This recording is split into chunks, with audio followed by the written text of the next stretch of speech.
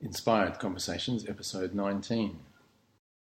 How do we energetically attract things in our lives or make change? This is a really great concept which I love exploring, and I love trying to understand more in my own mind as to how it works. I've certainly experienced it in some ways. Energetically, when it comes to creating things in your life, for me, the first step is very much getting clear on what it is that you want. Having some sort of awareness, whether you meditate on that, whether you talk to people about it, whether you get inspired by looking through books. And you might be going on a travel trip, but you've got to at least get inspired where you're going to go, what you're going to do.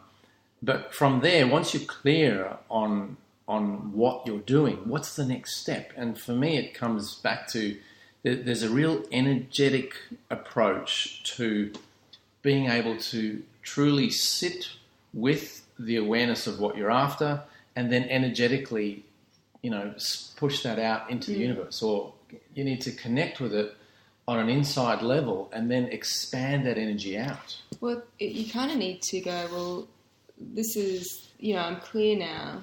And then back yourself. Go, yep, this is what I want. And energetically, yes, you can put it out there, but also just go, but this is what I want. So at the same time, you're taking actions just on a daily level.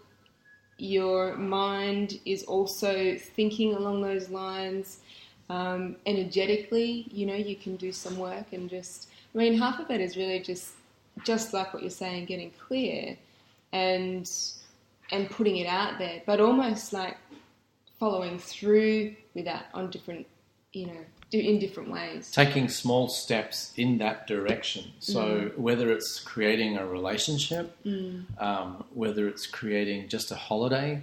But the thing is, in making those decisions, you have to be aware of the self-talk that goes on in your head. So if you're putting out for a particular type of man or woman, you can't have the self-talk going on that you're unaware of I'm not deserving, I'm not good enough, because all of these things can tend to play off in our minds without us even being aware of it. So it's about catching ourselves and going, no, I am good enough, and this is going to happen because it's time, I'm ready for it, I've learned a lot, and this is really what I want. So you have to back it up by being aware of the thoughts that are playing out in your mind so they don't sabotage you. Because those thoughts are the energy that you're putting out there. So if you're constantly having thoughts around I'm not good enough, or the last 3 relationships I had didn't work out, and that energy is what you're putting out. Yeah, it is. So you need to be very clear on the energy that you are thinking, the energy that you embody within yourself as to what you attract and get back.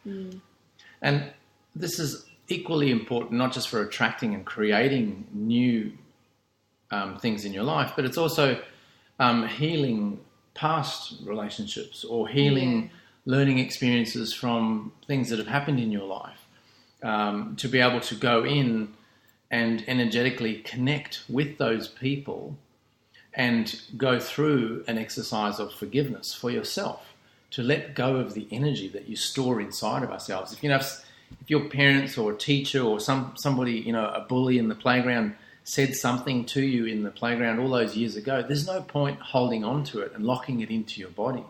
It's about energetically releasing that. But it's nice, it's easier when you're in the right state of mind or to do that, like when you're in meditation. So instead of going, this person did that to me, you're like, well, what did I learn from that? Okay, well, I spent several years feeling, like I wasn't, this or that because of the way people treated me back then. And often that, then you're just, it's all about blame. These people did that to me. But when you're in that nice state of being, you can see things a lot more clearly, going, wow, I learned a lot. And through all of those years, I eventually learned, strength. So it's really, you can forgive people a lot more easily when you're in a meditative state, because you see the learnings and it's much easier to see it from that different side of life. I think it's also important that in the early years of our lives, our mind is playing out lots of thoughts which we are not fully conscious of. But as we get older, we do become more conscious of our thoughts. We do gain more awareness and consciousness of what is happening in our lives, things that are constantly happening in our lives. And I believe it is important to continue to learn and grow and understand. I think it's really important that we are continually going deeper into that understanding of how life works in order to create change in our lives. I mean, because what you're saying there, I mean, I remember quite vividly to this day, in my last year of primary school, I was ridiculed by my maths teacher. I was embarrassed in front of the entire class. And he pulled me up there and said, because I'd done bad in a test, he pulled me up in front of the class and told the whole class that I was the dumbest, stupidest kid in the whole class. And for me, I was a very shy, sensitive kid. I think I cried for a week. And I was so embarrassed I couldn't even tell my parents. Until I think my mum eventually caught me one day just sobbing away. She said, "What's wrong?" And it all came out. But I then went on all through high school, and I made a conscious decision for myself to change his perception of who he thought I was. And I said to myself, I will show you I am not that person because you don't know me at all. And it probably took me 4 years to really prove to myself that what that person said was completely false. And I became one of the top students in the high school that I was in, which is a different school. And I can look back on that event now with sadness, but with a lot of appreciation and gratitude for what he did for me. So really, it wasn't through a meditative state, but it's through awareness through learning about those situations, rather than denying that situation and rather than carrying that belief that he labelled me.